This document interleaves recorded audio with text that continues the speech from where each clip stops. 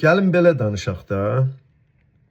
Hər hansı bir idiot, hər hansı bir marazmatik, hər hansı bir başdan xarab, belə lori dildə desək, kimlərinsə vasitəsilə, ya nəyinsə vasitəsilə hakimiyyətə gəlir, dövləti özəlləşdirir, şəxsiləşdirir, ailəsi və ətrafına yığdığı əxlaqsızlarla bərabər dövləti şəxsi mülkləri kimi idarə edirlər, bütün gəlirləri mənimsəyirlər və uzun illər hakimiyyətdə qalırlar. Xalqın da 70-80%-i narazı vəziyyətdə, qəzəbli şəkildə bu mənzərəni seyr edir. Ya xalqın içindən vicdanlı, şərəfli insanlar bu duruma qarşı hər hansı bir vasitə ilə mübarizə aparmaq istəyir və bu yolda onları fərqli təcavüzə məruz qoyurlar, ailələri ilə qorxudurlar. Məsələn, mənim kimi, xaricdə yaşayanlar kimi ailələrinə qarşı terror edirlər və daxildəkiləri fərqli yollarla əxlaqsız səviyyədə qorxudurlar, həbs edirlər və yaxud ailələrini şantaj edirlər.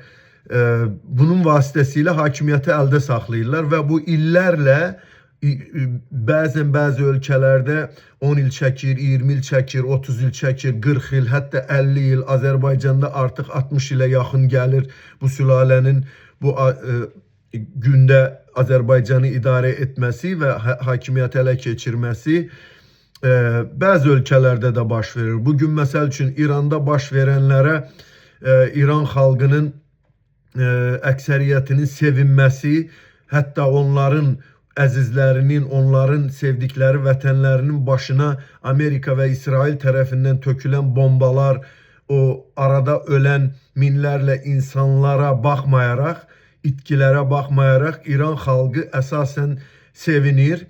Onun başında duran, Azərbaycanın başında duran alçaqlar kimi öldürüldüyünə bunlar bayram kimi baxırlar və deyirlər ki, azadlıq, demokratiya gəldi. Çünki İran xalqının başına gələn bu molla rejimi ondan öncə istifadə olunmuş Şah Pəhləvi rejimindən dərs götürmədilər. Çünki Şah Pəhləvi, Şahlar ailəsi İranın başında 200 ilə qədər olmuşdular və axırda Avropa ilə Şah Pəhləvi rejiminin bir-birini qırması və Amerikaya yansıması, gedib Amerikada, Vaşinqtonda, New Yorkda, paradlarda Amerikanın prezidenti kimi qarşılanması, hətta dostluq, dırnaqarası dostluq, qardaşlıq bir simvolu kimi görünməsi, bu molla rejimini hakimiyyətə gətirdi Fransa, Avropa, Şah Pəhləvini vurmaq üçün. Çünki Şah Pəhləvi Avropadan üz çevirdi, Amerikaya üz tutdu və elə bildi ki, Amerika daha güclü bir dövlətdir və onlarla işbirliği tutarsa bunun hakimiyyəti daha çox yaşayar. Çünki onun Şah Pəhləvi ailəsinin də fikrində ancaq İranı əldə saxlamaq, hakimiyyətdə qalmaq və uzun müddət hakimiyyəti idarə etmək. Və bu hamısı tarixdə var. Necə idarə edirdilər, nə edirdilər? Yəni biri gəlirdi, deyirdi ki, xalqa şərab iç, başınızı açın, demokratiya budur və İran dəhşətli bir dərəcədə durumdaydı. Çünki bu istədiyini edirdi. Bir nəfərin avtoritar rejimi və ailənin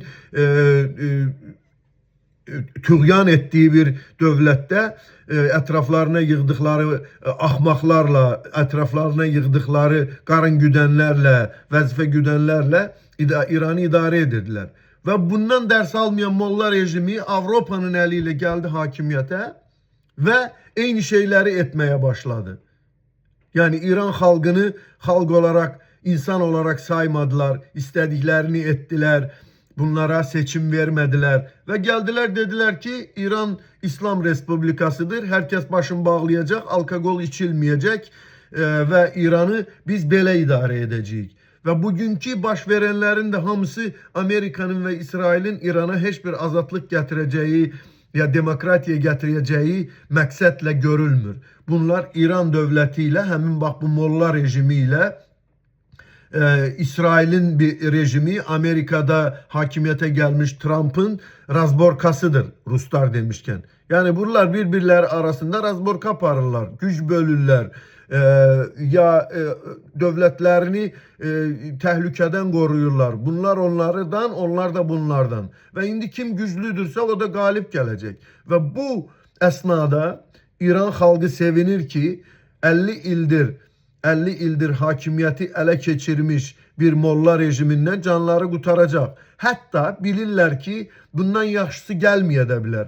Artık insanlar boğaza yığılıb ve İlham Əliyevin bu agresiya ile sənədlər imzalaması, qonşu dövlətin bombalanması üçün şərait yaratması ve bugün susması o demek değil ki bu Şah Pəhləvi kimi Amerika'ya yansıyıb ve indi Tayfun'un hakimiyeti elde kalacak. Yani diktatorlar, siz hamınız ülkenizdeki yarattığınız şəraitə göre cəzalanacaksınız ve cezalandığınız vaxtda hatta o ülke bombalanacaksa siz bunu güzel bilirsiniz hamınız. Hamınız bunu güzel bilirsiniz. O halk sevinecek. Saddam'ı yine tekrar eder. Saddam'ı yada salın, Kaddafi'ni yada salın, başka Ərəb ölkələrini yada salın, Rumuniyanı yada salın. Siz bilməlisiniz ki, xalqla hesaplaşmaq lazımdır. Xalqa azadlığı ve demokratiyanı vermek lazımdır.